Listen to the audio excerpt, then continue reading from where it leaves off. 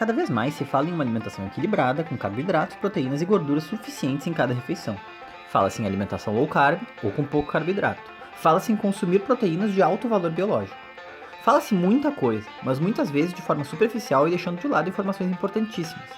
Uma dessas informações é sobre a quantidade real de proteínas que se encontra em cada alimento. Então vamos por partes. Quando se fala em proteínas ou aminoácidos, logo vem em mente o ganho de massa muscular, ou o anabolismo. E por quê? Porque os aminoácidos são como pedras na construção do nosso edifício orgânico. Mas nem todos os aminoácidos são iguais aos outros. Alguns nosso próprio corpo produz naturalmente. São chamados de aminoácidos não essenciais. Outros são encontrados apenas nos alimentos constituídos pelas chamadas proteínas completas, ou de alto valor biológico. São os aminoácidos essenciais.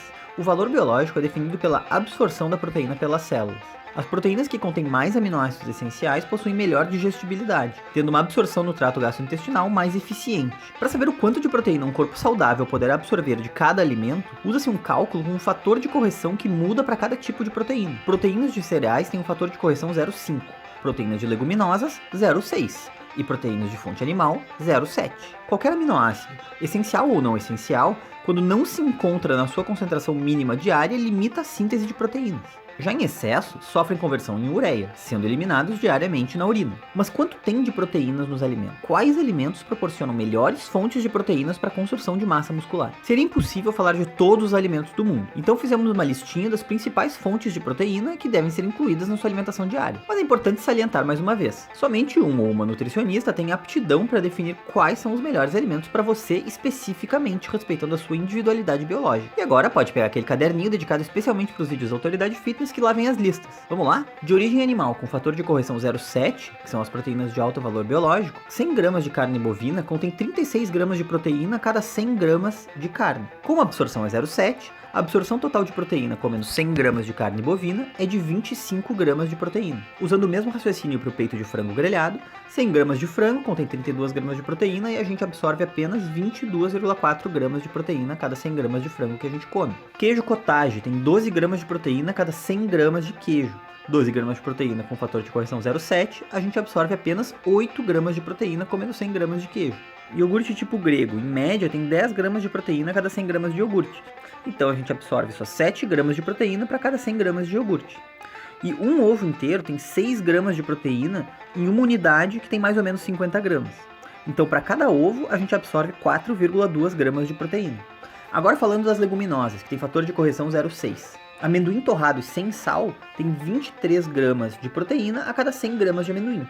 Como o fator de correção é 0,6, são 14 gramas de proteína a cada 100 gramas de amendoim ingerido. Para o grão de bico cozido, para cada 100 gramas, tem 8,9 gramas de proteína e a gente absorve só 5,3. Para a lentilha cozida, tem 6 gramas de proteína a cada 100 gramas de lentilha e nós absorvemos, por causa do fator de correção de 0,6, 3,8 gramas de proteína a cada 100 gramas de lentilha cozida que a gente come. Ervilha fresca, que tem 5,3 gramas de proteína em 100 gramas de ervilha. Com o fator de correção, a gente absorve só 3,2. E feijão preto cozido, que tem 4,5 gramas de proteína a cada 100 gramas, a gente absorve só 2,7 gramas de proteína. Por cereais com fator de correção 0,5, a ideia é semelhante. 100 gramas de semente de chia tem 17 gramas de proteína e a gente absorve só 8,5. 100 gramas de linhaça dourada tem 14 gramas de proteína e a gente absorve só 7. 100 gramas de amaranto em flocos tem 14 gramas de proteína e a gente absorve só 7 também. 100 gramas de aveia também tem 14 gramas de proteína e a gente absorve só 7. Arroz selvagem cozido tem 4 gramas de proteína. Arroz integral cozido tem 1,5 gramas de proteína para cada 100 gramas de arroz. No caso do arroz selvagem, a gente absorve só 2 gramas de proteína a cada 100 gramas de arroz que a gente consome. Lembrando que esses são só alguns exemplos das principais fontes de proteína e que a sua alimentação pode e deve ir bem além desses alimentos. Mas agora que você já sabe o que pôr no seu prato e como fazer as contas em relação à absorção de proteína de outros alimentos, é só colocar em prática e, em conjunto com um bom treino e bons momentos de descanso, ver os resultados aparecerem. Tudo bem, talvez você não saiba exatamente o quanto pôr no seu prato porque surge uma outra pergunta, mas sem desespero. A gente já fez um vídeo exatamente sobre o quanto de proteína você